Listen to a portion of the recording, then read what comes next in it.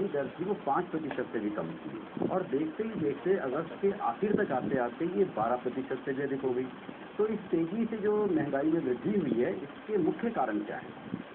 रवि जी, आपने ठीक कहा, महंगाई तो जैसे पैर पसार कर बैठ गई है, और चंद महीनों में इतनी तेजी से महंगाई की दर बढ़ी है जो शायद 16 वर्षों में नहीं बढ़ी।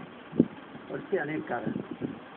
एक जो अर्थशास्त्र का एक जो सामान्य सिद्धांत है कि महंगाई तब बढ़ती है जब पूर्ति कम होती है और मांग ज़्यादा होती है, और ये बात बहुत से पदार्थों के लिए हमारे देश में लागू होती है, खासतौर से खाद्यान्न पदार्थ, फलों, सब्जियों, दूध और दालें और बहुत सारे खाद्य पदार्थ जिसकी सप्लाई डिमांड से कम है।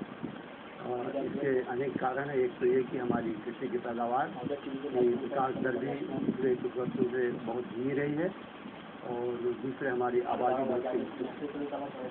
और महंगाई का दूसरा एक बहुत बड़ा कारण जो अर्थशास्त्री मानते हैं वो है मुद्रास्फीति। जब बाजार में मुद्रा अधिक होती है और पदार्थ कम होते हैं तो चीज़ों की कीमतें बढ़ती हैं, और पिछले कुछ वर्षों से मुद्रास्फीति की स्थिति रही है। और ये मुद्रास्फीति हमारे देश में विशेषकर इसलिए भी हुई कि हमारे यहाँ विदेशों से बहुत पैसा आने लगा। FII ने काफ़ी पैसा शेयरों में और रुपये में लगाया, जिससे मनी सप्लाई बढ़ी, और दूसरे हमारे बैंकों की जो पॉलिसी रही है और कर्ज देने के लिए बड़े उदार नियम बना दिए गए, और लोगों ने अपने खर्च करने की आदत बढ़ा दी, और आमदनी से अधिक खर्च करने का जो फैशन आज चला है उसकी वजह से मतलब। तो क्या ये स्थिति केवल हमारे देश में ही है या और देशों में भी ऐसी हालत है?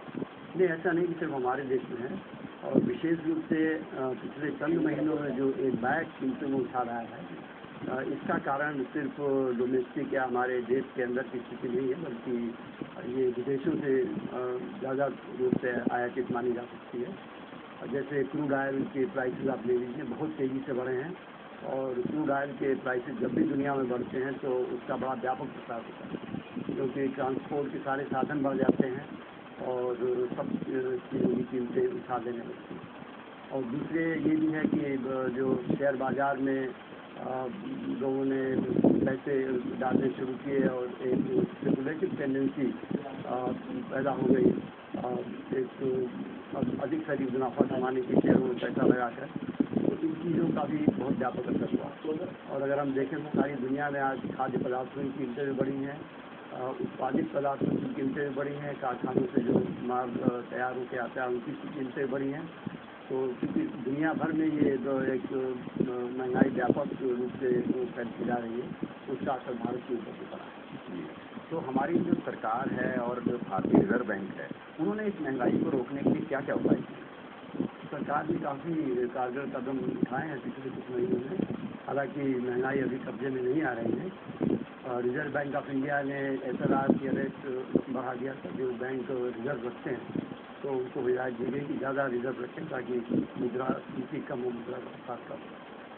और ऐसे ही बैंक रेट जिस पर रिजर्व बैंकों को पैसा देती है उसको भी बढ़ाया गया ताकि पैसे की मांग बैंकों द्वारा कम हो और मुद्रा स्फीति में कम हो। जहाँ तक सरकार का सवाल है, उसने काफ़ी कारगर कदम उठाए, जैसे विशेष रूप से गरीबों को गल्ला सस्ते दाम में मिले और उपलब्ध हो, इसके लिए जो सरकारी वितरण व्यवस्था है और उसको सुदृढ़ करने की कोशिश की गई है। और हमारे जो खाद्यान्न भंडार हैं, जो गल्ला सरकार संचित करके रखती है, उससे भी समय समय पर काफ़ी गल्ला रिलीज करते गए हैं ताकि देश में गल्ले की कमी हो। और कुछ चीज़ें जो हम निर्यात कर रहे थे, जैसे चावल के निर्यात पर भी कुछ रोक लगी है, और खाद्यान्न तेल जो हम बाहर से मंगाते रहे हैं काफ़ी तादाद में, और उसमें उसके आयात में छूट दी गई है। इस तरह की बहुत से कदम सरकार ने उठाए हैं। और किसानों के लिए और जो गरीबी रेखा से नीचे रह रहे हैं उनके लिए कोई ऐसी योजनाएं या कोई ऐसे प्रावधान सरकार ने किए हैं? गरीबी रेखा के नीचे के लोग हैं उनको तो पहले से भी सरकार सब्सिडाइज बेस पर जैसे फर्टिलाइजर्स हैं या खेती के सामान हैं या कर्ज किसानों को बहुत कम ब्याज दर पर कर्ज दिया जाता है। और हाल ही में आपको पता है कि भारत सरकार ने किसानों का बहुत बड़ा कर्ज माफ़ कर दिया है ताकि उनको उनके पास थोड़ी क्रय शक्ति बनी रहे, और जो स्थिति महंगाई की पैदा हुई है उसके ऊपर कुछ कंट्रोल पाएगा। तो सब महंगाई को रोकने के लिए कुछ तो होते हैं तात्कालिक कदम, जैसे कि अभी स्थितियां हैं तो उसके हिसाब से अभी जो कारगर उपाय हैं वे किए जाएं। लेकिन क्या इसके लिए कुछ ऐसी नीतियां होनी चाहिए जिनके दूरगामी प्रभाव हों, जिनसे कि ये महंगाई की जो स्थिति है आगे भी काबू आ सके? इस बारे में सरकार ने क्या प्रयास? ये बहुत ही अच्छा प्रश्न है। दरअसल थोड़े समय के लिए तो कुछ भी नीतियाँ तैयार की जा सकती है और महंगाई कंट्रोल में लाई जा सकती है, जैसे मुद्रास्फीति को रोका जाए और चीज़ों की सप्लाई बढ़ाई जाए, कुछ एडमिनिस्ट्रेड प्राइसेस कुछ पदार्थों के रख दिए जाएँ ताकि वो कीमतें बाजार में उछाल न दे पाए। लेकिन ये सब चीज़ें तो थोड़े समय तक कारगर होंगी। लंबे समय तक कारगर नीति वही होगी जो पूर्ति को मांग के साथ ले चल सके। तो डॉक्टर साहब, आज आप हमारे स्टूडियो में आए और महंगाई की स्थितियों के बारे में बात की, इसके बाद भी आपका बहुत बहुत धन्यवाद। आजकल नवरात्रों में